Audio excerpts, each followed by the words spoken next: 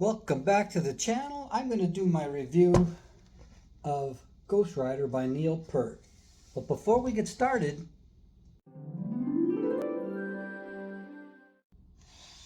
thank you. Well, I'm sure most people that are tuning in to hear this review know that Neil went through the tragedy of his daughter dying in a single car accident. She was driving and whatever happened, she died. So I was always curious about what happened. Um, and obviously he was devastated, and his wife was more devastated. His wife basically didn't want to live after that, and I think she was happy to soon after that get cancer, and she died 10 months after. And so this poor guy, he had to figure out, what am I going to do now, right? I can only imagine how tough that would be on somebody. So he's the kind of guy, he always writes things down, and it's obvious as soon as he started the journey he was writing things down in his little journal, because he kept really good notes. And he'll talk about the sky was gray and the sun was starting to come out from the clouds, and what the weather was like, and the birds in the area. And like if when he stopped at a motel or a hotel for the night, he would talk about all about that, and about the food, and if he encountered anybody. And you know one thing's for sure, he liked the Southwest of the United States to ride in much more than the Southeast. And he wanted his friend Brutus, whose name is what's this guy's name again, Phil McMullen. He would have liked to have him with him. He's like his best buddy, riding buddy. But that guy got arrested for trafficking narcotics, drugs. I think it was the third time too, and he was locked up outside of Buffalo. Buffalo even that way? I'm pointing that way. Buffalo is that way. And well, I should know where it is. I'm from Buffalo. But anyway, so he can't take the trip with his friend, so he takes it, by himself. And the one thing and I read this also. I really like this. This is leading up to the last tour, which he didn't want to play at all. He wanted to be out before they even had any idea about that tour. And this is about riding around with one of his other, biker buddies. And so he's incredible. He's really doesn't sugarcoat anything. He doesn't. It's like he bears his soul. Like he says, like a person like him, from everything I imagine, he's like. I'm surprised at just how much of himself he's put out in both these books, both of them. And the Beamer goes, apparently it went about 55,000 miles, and not without a few scrapes. It's, got knocked over once. An attendant put diesel in it, and so that was a huge thing. So there's been a few times when he had to take it to the BMW dealer and let them sort the bike out, tires, a wheel, mirrors getting broken off, and all kinds of things. If you're into those BMW RGs, you'd probably like the book just for that, because he goes into a lot of details about that too. So he talks about his baby soul, helping his baby soul, and maybe what he's saying there is that he's so distraught, it's like he feels soulless. And I could understand that. And he describes himself with like 4 characters. John Elwood Taylor, that's his alias on his credit card. So people, don't see his, aren't you a drummer in Rush? See, how much he hates that. And one is Ghost Rider, who hears the call of faraway roads, right? Elwood is the glamorous Hollywood playboy. And the last one is a 14-year-old girl, Gaia. I don't really know how to pronounce that, Gaia, who likes pop music. So those are his personas on this trip. One guy did a review and he said, this guy's an alcoholic. He does talk ad nauseum about Macallan Scotch. He's always, that's the thing he does at night. So that's through the book. I don't know how many times that word is in this book, but it's a lot. But he never, it's not like he's riding his bike, you know, with that in his pocket drinking it. It's always after he stops for the day, you know, he gets his room or whatever. So, you know, and sometimes he would stay in some, you know, crappy places, and sometimes he'd stay in some pretty nice places too. He had the money to do pretty much whatever he wanted. And you know, even before he took off on this ride, he spent a lot of money when you think about it, because after his daughter died, they needed to get away, and they went to England for the longest time, and then she got the cancer, and they went some other place. Was it Jamaica? I'm not sure if it was Jamaica, but that had to cost a fortune to you know, when you think about it, staying abroad somewhere, and I'm positive they didn't stay in any crappy place. I'm sure it was really nice, you know. And he's got somebody to watch his house. He's got like if my wife died, I couldn't afford to take a 55,000-mile motorcycle trip. I couldn't afford to call my personal assistant and say, yeah, I need some more money, put more money on the card or whatever. So at least he had that. He could get around. He, you know, when the bike needed a tire or something, he could have all that worked on. So I'm happy that he had that during his trip, because if it was just a normal guy, you have to face reality. You can't run off away from it, you know. But I mean, I don't blame him, because everybody deals with grief differently. And it's legendary how much he doesn't want to talk to fans. I mean, I knew this guy in 1984 to about 86. This guy, and he went to a Rush concert, and he had a backstage pass, and he went. Neil Peart was there, and he went up and tried to shake his hand, and he wouldn't shake his hand. He wouldn't even say one word to him. Just kind of gave him a dirty look. So that's and the thing that bugs me, that's at the concert venue. That's not him having dinner with his family. That's kind of weird how somebody comes up and says, "Oh, I really like your music," or whatever. That is creeps him out. I don't understand that.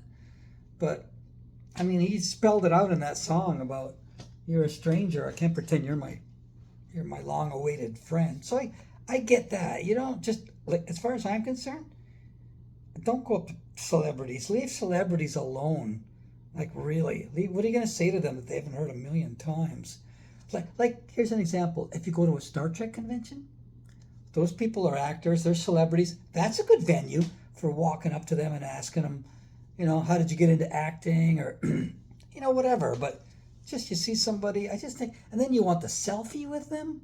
Really? Here's me with so-and-so who I just met 10 seconds earlier. But I mean, some people don't mind. I guess it depends. You know, if the person's walking down the street, that's one thing. But if they're having dinner and you come up to them like you know them, anyway, that's how I understand that. You know, not at a concert though, backstage, and the guy's got a backstage pass. That part I don't get. But to understand this guy, you got to consider he used to get like pushed around at school out in the smoking area. He said that. Then he made that song Subdivisions about the cool kids and the geeks or whatever. He was obviously in the geek squad. He was never cool in school. And I think that once he got the drums and he figured out he was good at it, when he that gave him some self-esteem. Because when you just see like pictures of him, and not so many pictures, but there's like a video of him, and it's at a family, I think it's at his house, and they have company or whatever, and he's sitting there, he looks so insecure. Oh my God. It's just like pouring out of him how insecure this guy is. And I think that with the drumming, that gave him something to be proud of. And, you know, and being a sort of drummer myself, I'll tell you something. You know why he was so good? It's not difficult. It's not. There's a couple of reasons why he became like rock and roll's probably best drummer ever, you know. And there's two reasons. One, he practiced, and then when he was done practicing, he practiced, and then just to make sure, he practiced again, and then you guessed it, he practiced some more. Oh my God, through his whole career, he put a lot of time into it. And the second reason is because when he joined Rush, Alex and Getty wanted to get into prog. They wanted to get into weird time signatures. That, so that was his ticket to play, like right on Fly By Night, the first album he does. There's Bytor and the Snow Dog. Try playing that on drums. And Anthem. So right off the get-go with Rush, he was a really a talented, artist. Now in his travels, he talks so much about everything, the weather, because he's on a motorcycle. So anybody who's ridden a motorcycle can understand that. And being prepared, and watching the Weather Channel, wondering what tomorrow's going to bring. And he you could, like, if somebody was like a really fairly wealthy person and they were like a Neil Peart, like one of those type of people, they could read this book and they could follow the whole trip he took. They could do that. Would I do that? No, of course I wouldn't. But I don't have the money, and I'm not, this sounds awful, worship Neil Peart. A lot of people kind of do worship him now. The weird thing is, when I was a kid, the first Rush I heard was in '76, like a month or two after 2112 came out, and I heard it on this huge audio system that was really loud and really clear. And it was like, oh, wow, I never heard anything like that. So I liked 2112 after. And I always had the impression this guy was so cool. And it turned out that he was not cool. He was not a cool guy at all. Like Alex even said, is this guy cool enough to be in our band? So people aren't always as you perceive them to be. And I find it odd that he smoked right up till he died. I think he quit smoking before he married Carrie. I think he quit smoking because he says that in the book, something about not smoking.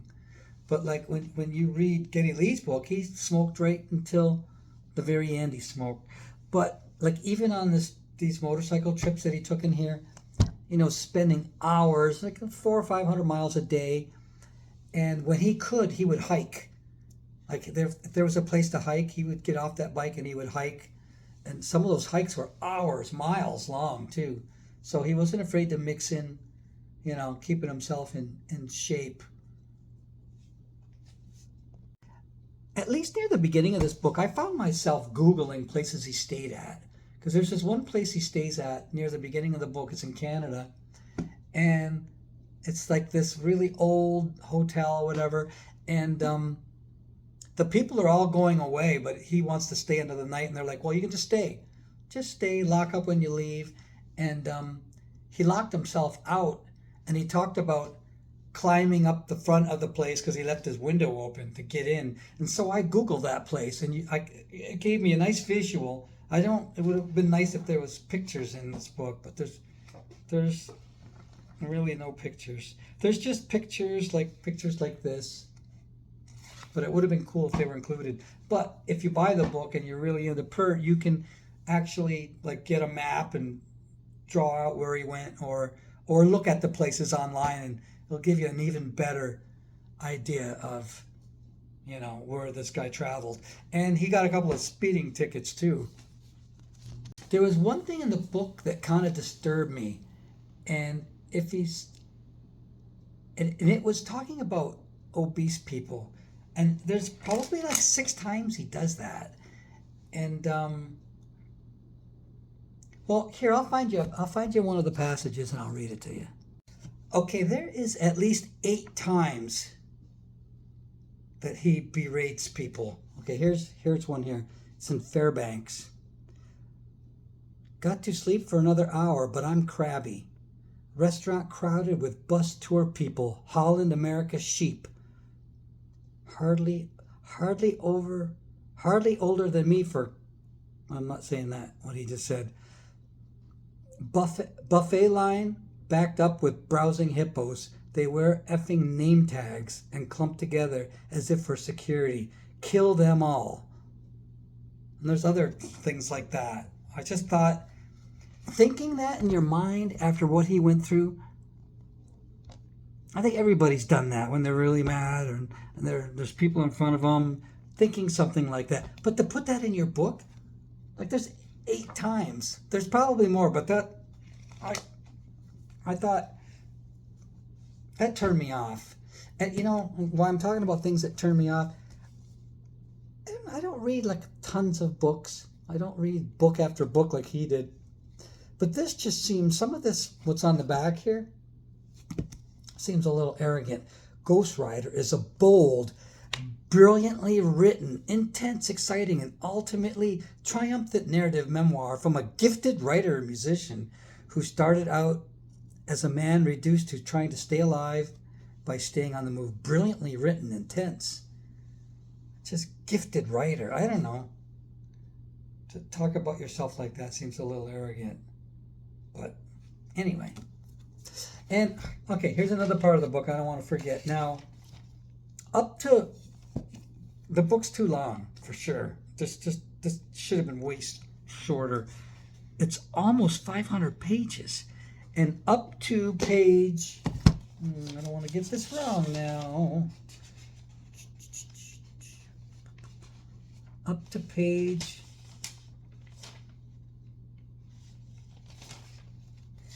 oh, I thought I wrote that down. I haven't looked at my notes as much as I thought I would because of my wonderful memory. Up to page 290, it's mostly him traveling. But once 290 hits, that's where the letters start.